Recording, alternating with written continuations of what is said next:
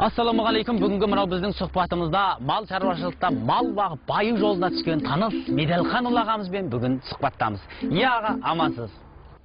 Ал енді аға, мынау бағып жатқан ақ қойыңыз бен қызыл қойыңыздың бір айырмашылығын айта кетсеңіз. Ақ қой ақ, қызыл қой қызыл.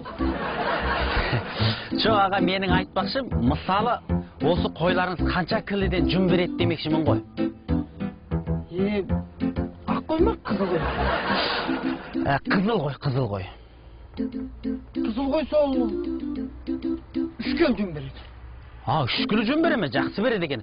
Олай болса ақ қойшы? Ақ қой да сол 3 келі жүн береді. Ақ қой 3 келі жүн бере ме? Ой, жақсы екен, жүнді екен қойларыңыз. Ал енді аға, бұл қойларыңыз қанша литрдан сүт береді? Ақ қой ма, қызыл қой ма?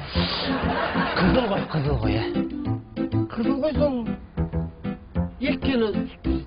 2 келі сүт береді дейді. Сүтті қойлар екен ғой қойларыңыз. Ал олай болса ақ қойларыңызшы? Ақ қой да сол 2 келі сүт береді. Оқсас екен ғой бұл? Ал енді ондай болса мақұл, бұл қойларыңызды бүтіндей сатқанда қанша килограммнан ет береді? Ақ қой ма, қызыл қой ма? Мақұл, қызыл қой. Қызыл қой. Қызыл қой сол 15 келідей 20 келі ет береді. 15 келіде 20 келі. Ал енді ақ қойыңызшы? Ақ қой да сол 15-те 20 келі ет береді. Бұл оқсас екен ғой, маған басында айта салмайсыз ба? Бұл жүні де, сүті де оқсас екен ғой? Қойларыңыздың. Оқсамайды. Қалай оқсамайды? Ой, қайтып оқсайды ол. Ақ қой мен қызыл қой оқсамайды ол. Ақ қой деген менікі тұрса. Ақ қой сіздікі ма? Бұлай деп айтпайсыз, ақ қой сіздікі болса. Ондай болса аға, қызыл қойшы?